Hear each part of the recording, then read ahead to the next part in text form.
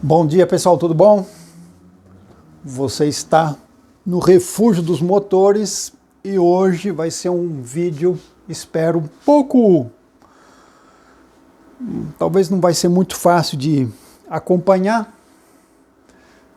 Tenha um pouquinho de paciência, porque hoje, se você ficar até o final desse vídeo, você vai aprender algo que você nem imaginava sobre os motores. Motores de combustão interna. Eu não sei por que razão ninguém conhece esse motor, ou muita pouca gente conhece esse motor. Quando a gente fala em motor de combustão interna, um dos primeiros motores que vem na cabeça é o motor Mercedes-Benz, né? Que equipou o primeiro carro. Assim. Então, assim, mas aí a gente já está numa época moderna. Vamos vir mais para trás. O motor a vapor já existe. O motor a vapor é uma grande revolução, né? É a famosa revolução industrial. Então, o efeito da revolução industrial é milhões de pessoas sem trabalho, né? Sem emprego. Basta imaginar só uma coisa, você pega só os Estados Unidos. Os Estados Unidos tinha milhares e milhares de cowboy, né? Cara que vai guiar o gado, né? Nos pastos e tudo. O fio de arame farpado foi suficientemente capaz de eliminar o cowboy. Hoje em dia o cowboy praticamente não existe mais, né? E em muito, mas muito menor quantidade, por causa de um fio de arame farpado. Então você imagina o que causou o motor de combustão externa, né, que é o motor a vapor, né? O motor a vapor é muito, muito interessante, porque ele desenvolve um torque extremamente elevado,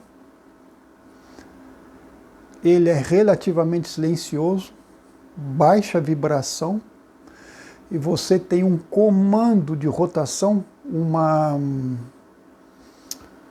finesse, você tem um domínio da rotação do motor muito, muito boa, muito excelente mesmo. E, em compensação, ele tem um rendimento, o consumo de energia em relação ao produto final não é tão bom, mas foi suficiente para mudar completamente a nossa vida. Provavelmente, então eu falei do motor Mercedes, né? Eu posso falar também sempre do meu amigo, que eu já falo muitas vezes aqui, de Dion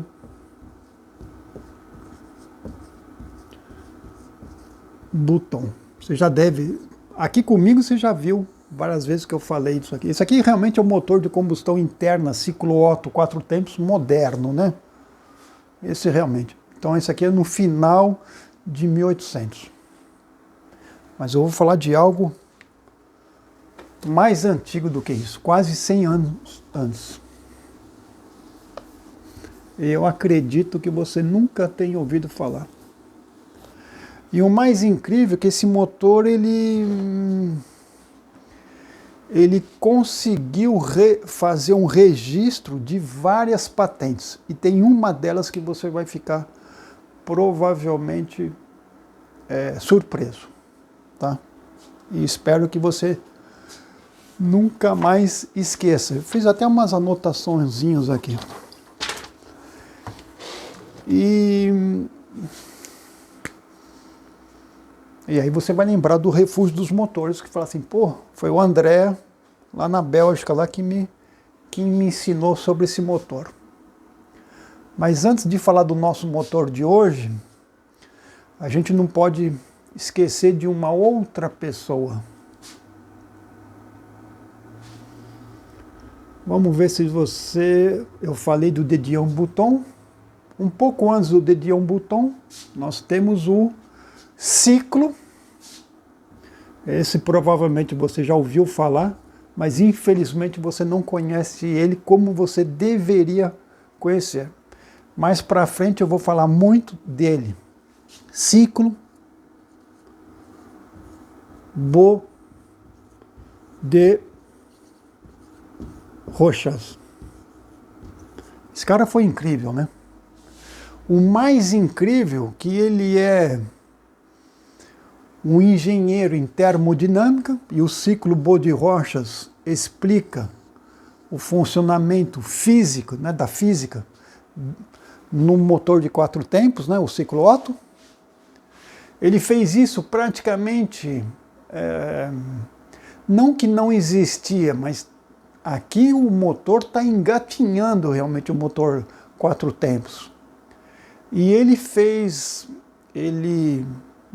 descreveu todos os fenômenos da física que acontecem durante a fase de admissão, compressão, inflamação, escape, e que a gente usa até hoje, entendeu? E isso aqui não mudou. E se os motores modernos hoje, com injeção direta, tem uma eficiência muito, muito grande, né, de produto final e consumo, é graças a ele. E assim, é graças a todos esses últimos 20 anos, os motores aumentaram muito de potência, muito de torque, e abaixaram o consumo. Por quê? Porque a gente estudou muito isso aqui. E isso é algo que você tem que conhecer realmente muito bem. E assim, eu fico sempre muito triste de saber que tem muita gente que fala que gosta de motor e não conhece isso. Mas isso eu vou falar mais para frente.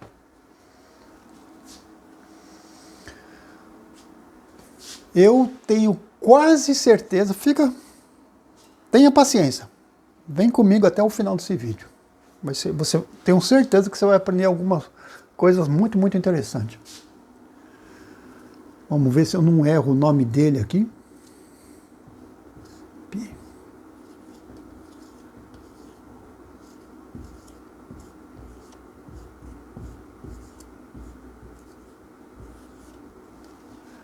Pyréolophore. Pyr, fogo. Eolo, vento.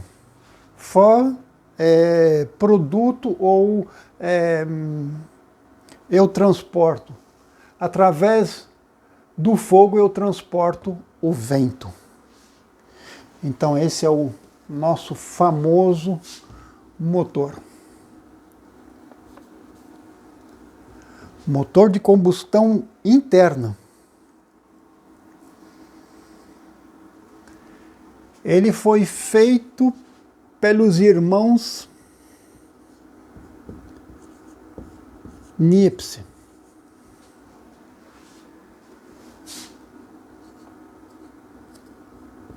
Claude, e o irmão dele, eu sempre esqueço, Nicephore. Nicephore.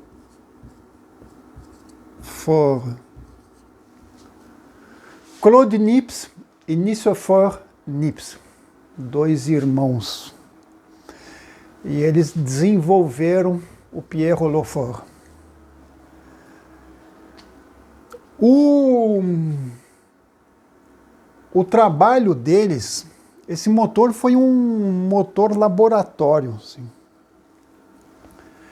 E se hoje o motor existe, o motor de combustão interna existe hoje, o moderno, em boa parte foi graças a esse motor aqui.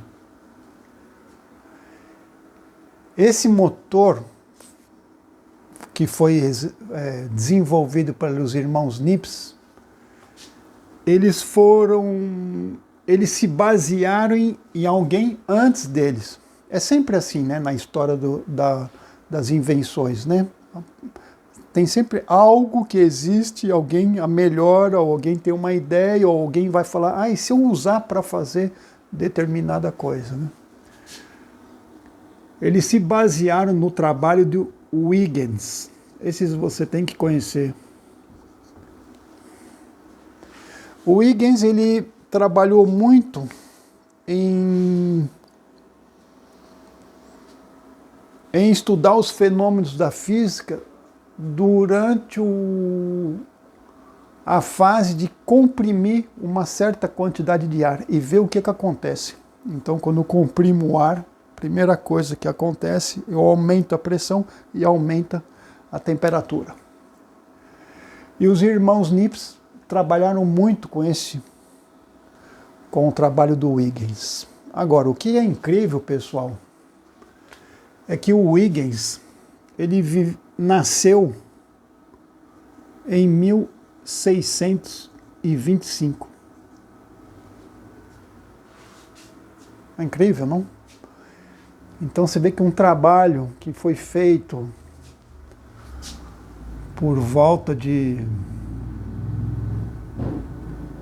Ele morreu em 1695. Então, provavelmente quando por volta de 1650, 1660, ele fez todo o trabalho dele, né? O apogeu do trabalho dele. Né? Bom, vamos lá.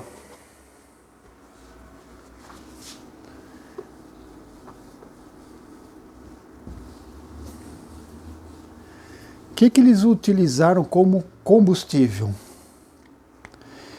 Eles utilizaram o licopode. É uma planta. É os esporos de uma planta. E essa planta, esse combustível, foi utilizado muito, assim, ficou realmente muito na moda, assim, muito tecnicamente falando, era algo contemporâneo na época do Luís XIV. E era utilizado para fazer efeitos pirotécnicos, como o que seria o flash, quando o pessoal começou a usar a pólvora para iluminar durante a fotografia, né, as primeiras fotos, né? O problema desse combustível é que ele é muito caro. Então os irmãos Nips tentaram utilizar um outro combustível. E aí eles resolveram utilizar o carvão mineral. Mas tinha uma dificuldade muito grande de conseguir fazer inflamar esse combustível. E um dos métodos que eles utilizavam para inflamar esse combustível é pegar uma barra de ferro, e aí tinha um comprimento, um diâmetro bem determinado em relação ao motor deles, aquecia até ficar incandescente e introduzia na câmara de combustão e o combustível chegava bem próximo dessa ponta incandescente e aí se inflamava. Essa inflamação tinha uma rapidez, uma velocidade de inflamação muito grande e tinha uma energia muito grande. E aí nasceu o termo explosão. Esse termo explosão a gente tem que guardar um pouco entre parênteses, porque a gente sabe que hoje em dia o motor de combustão interna não tem uma explosão, sim uma combustão rápida, mas está longe de ser uma explosão. Hoje em dia a gente vai classificar uma explosão, combustões que têm uma propagação da chama em torno de, no mínimo, 1000 metros por segundo. E a gente sabe hoje que, por melhor que seja, dificilmente você vai ter um motor que tenha uma propagação acima de 30 metros por segundo. Então está muito longe. O que é óbvio, né? Se a gente tivesse uma combustão tão rápida assim, já não seria mais um motor de combustão, seria simplesmente uma granada, seria uma explosão, uma bomba.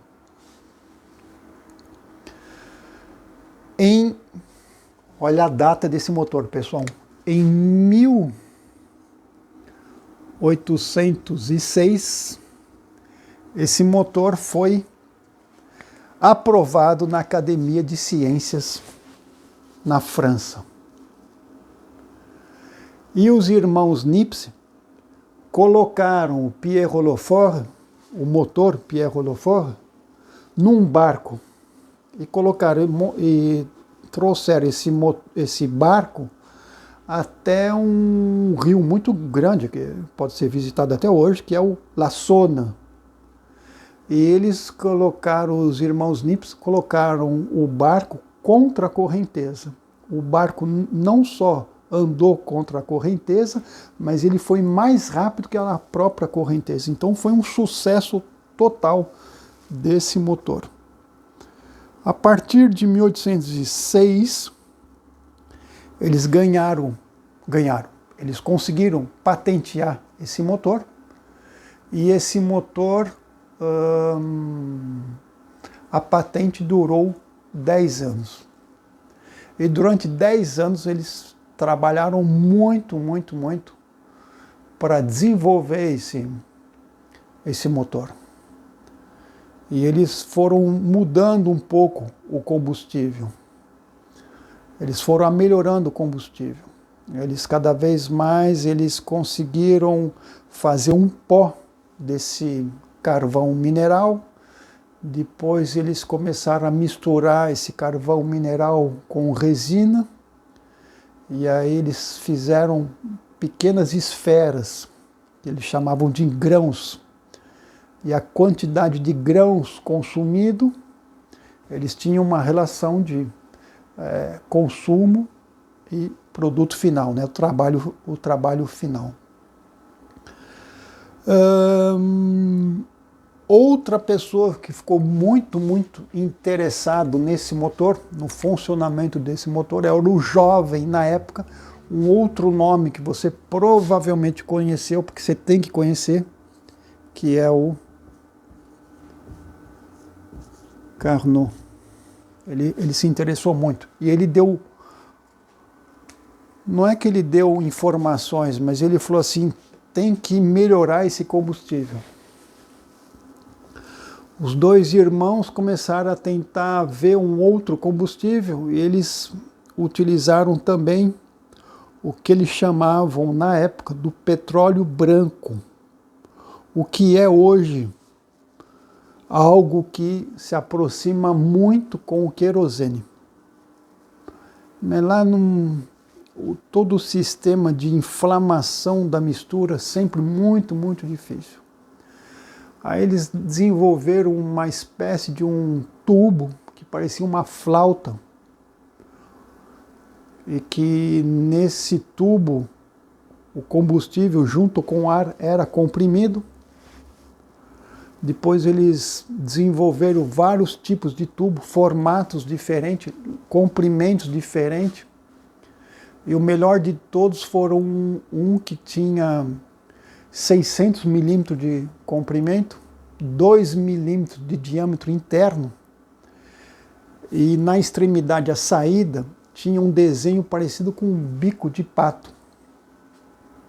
As primeiras vezes que eles utilizavam isso, eles pressurizavam com a boca mesmo, assim, colocavam combustível dentro e assopravam. Depois eles desenvolveram um compressor para comprimir a mistura. Isso quer dizer que em 1806, o primeiro sistema de injeção pressurizada de combustível, ou seja, com uma pressão superior à pressão atmosférica, foi patenteado. Então isso praticamente 60 anos antes do primeiro mélangeur. E você aprendeu aqui que o mélangeur é o dispositivo mecânico que precede do carburador.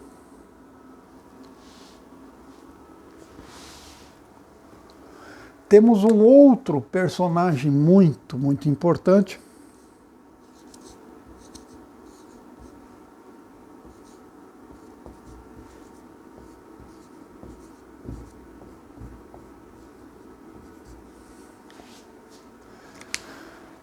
Baudrillard. O incrível que ele foi um dos primeiras pessoas, se não foi a primeira pessoa que trabalhou no projeto da primeira instalação de uma linha de telégrafo submarina, né, que ligava dois continentes. se não me engano, o continente europeu com o continente americano. Ele fez um projeto também de um túnel que conectava o continente europeu à Inglaterra. E pensar que é um cara autodidático que se interessou com a termodinâmica e que o Bode-Rochas fez o famoso ciclo de Bode-Rochas, né? Sem esquecer que Bode-Rochas se interessou muito por determinados estudos da termodinâmica que deram origem ao motor a reação. E ele, na época dele, disse que tem que estudar muito sobre os motores de combustão interna, porque, combustão interna, mas motores a reação, porque provavelmente, se a gente conseguir superar determinados obstáculos, será um motor do futuro. Então você vê que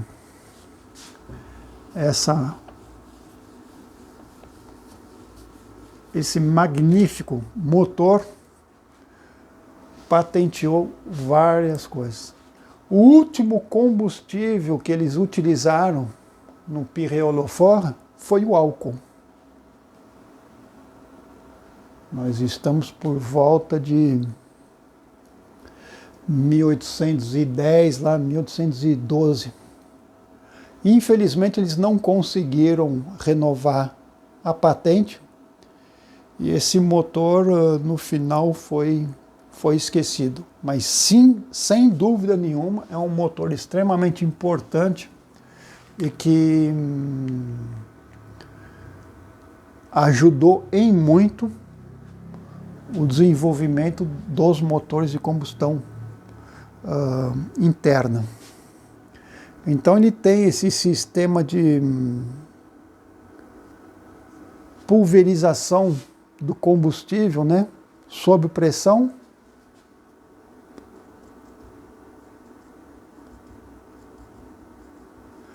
Ele entra em contato com uma fonte de calor, uma chama. Existe uma combustão que vai produzir um volume de ar muito, muito grande, e esse volume de ar que vai ser encaminhado dentro de um grande cilindro vai deslocar um grande pistão. Esse pistão vai deslocar uma grande massa de ar e essa massa de ar sai por uma tubulação. No caso dos irmãos Nips, essa tubulação estava debaixo do barco e a reação desse ar saído sob pressão movimentava o barco. Então não tinha hélice. Então você vê que em 1806 tinha pessoas realmente muito, muito capazes, né? Então, é um pouco a revolução que está acontecendo hoje em dia, né? Hoje em dia nós temos a inteligência artificial que está pegando um amplor muito, muito grande. E dizem os especialistas que em 2033 mais de 90% de todas as como é que eu posso dizer, não é pensamento, mas o raciocínio para executar um trabalho será feito, mais de 90%, pela inteligência artificial. E em 2033, os especialistas hoje dizem que ela será 1000 vezes mais, uma capacidade 1000 vezes maior do que ela é hoje. Então isso quer dizer que milhões de pessoas vão perder o emprego. Da mesma forma que o motor de combustão externa, que é o motor a vapor, ou o motor de combustão interna, fez milhões de pessoas perderem o emprego. É o que a gente chama da evolução. Então tá aí, pessoal, algo que eu queria mostrar para vocês, e mais para frente eu vou ainda falar um pouquinho mais de detalhes desse motor aqui, só para vocês terem uma ideia. E depois eu acho que está na hora de a gente começar a falar um pouco o que acontece dentro do cilindro. E a gente está na hora de a gente começar a estudar, e lá a gente vai estudar realmente como se deve, de algo que vocês conhecem de cor e salteado, não é mesmo? Pressão e volume. Admissão, início da combustão, expansão, trabalho, escape. A gente vai trabalhar bastante isso aqui, não vamos?